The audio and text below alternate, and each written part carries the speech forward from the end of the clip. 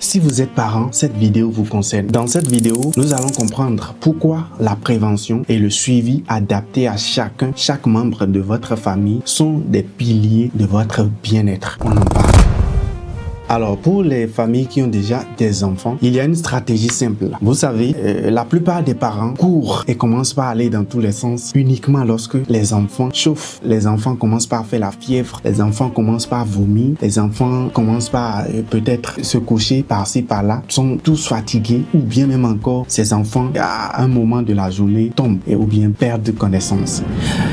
Si vous êtes un parent avisé, vous n'avez pas besoin d'attendre tous ces symptômes. La meilleure solution pour un parent responsable, un parent qui veut anticiper, qui veut éviter les charges, les dépenses vraiment inutiles, excessives, vous avez une stratégie simple à adopter. Vous fixez dans votre calendrier une période. Vous savez que lorsque cette période vient, je fais de bilan de santé à toute ma famille. Tous les enfants doivent faire un bilan de santé.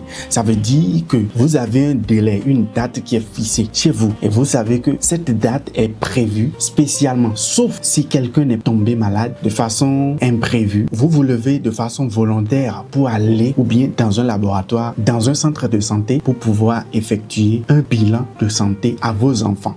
Vous n'attendez pas la maladie. Vous êtes en mode prévention. Et ça veut dire que si après les bilans, vous trouvez ou bien on vous trouve quelque chose d'anormal, vous vous levez un peu plus tôt et vous anticipez, vous corrigez, vous mettez tout en ordre. Est-ce qu'on se comprend? Là, c'est concernant les enfants. Alors, on va maintenant parler des parents eux-mêmes. C'est important de parler des parents parce que généralement, je vous assure tout, les parents se mettent en dernière position. Ils disent non, disons pour les enfants d'abord. Après, pour moi, ce n'est pas utile, ce n'est pas trop important. Réglons d'abord pour les enfants. Est-ce que vous êtes aussi dans le lot des parents qui disent ça?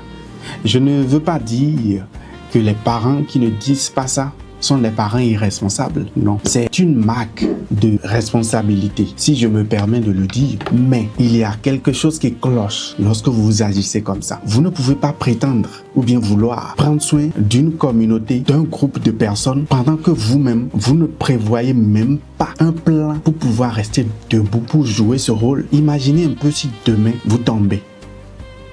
Qui va prendre soin des enfants?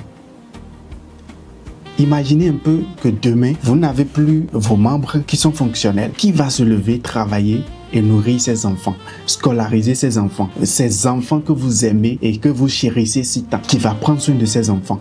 Imaginez que demain, vous faites un AVC. Vous êtes couché sur un lit d'hôpital. Qui va prendre soin des enfants? Est-ce que vous y avez pensé? C'est la raison pour laquelle, lorsque vous avez planifié le suivi des enfants, il est capital, il est primordial, il est très important que vous planifiez aussi un suivi. Même si ce n'est pas un suivi colossal, vous ayez un plan de suivi pour votre santé, vous-même parents. C'est très important. Cela vous rassure vous-même et rassure même les enfants.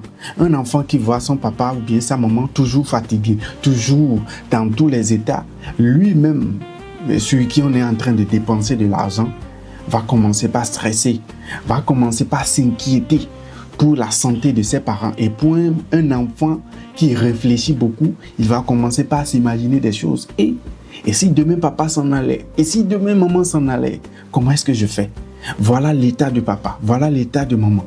Comment est-ce que je fais? Alors qu'entre-temps, vous, ces parents, vous êtes en train de tout faire. Vous essayez de donner tout ce que vous pouvez pour que cet enfant puisse réussir. La méthodologie simple que je vous recommande, c'est quoi? Vous planifiez un suivi pour les enfants et vous vous asseyez et vous faites le même planning pour vous-même, votre santé. C'est très important. Et comme bonus, je vais parler des parents qui prévoient avoir des enfants ou même des parents qui ont déjà des enfants sans jamais faire un bilan de santé.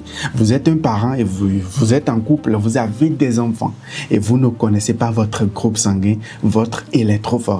Est-ce que vous êtes sérieux? Je suppose que vous n'aviez pas l'information. Il y a d'autres personnes qui ont l'information. On les informe. C'est vrai que chacun, la décision finale revient au couple de décider s'ils vont continuer ou arrêter la relation. On vous dit que le papa est AS, la maman est AS. Et vous savez que vous n'êtes pas compatibles. Il faut forcément que quelqu'un soit AA dans votre couple. Et vous dites non, que l'amour est trop. on ne peut pas se séparer.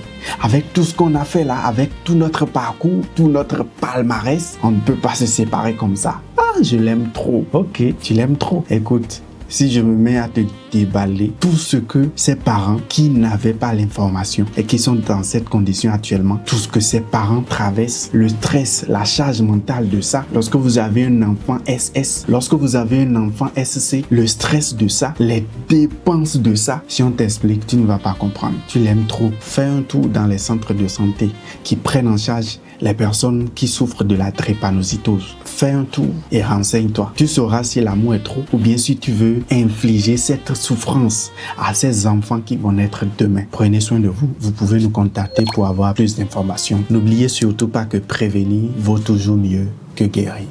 Ezao Prevent International Group, le bien-être autrement.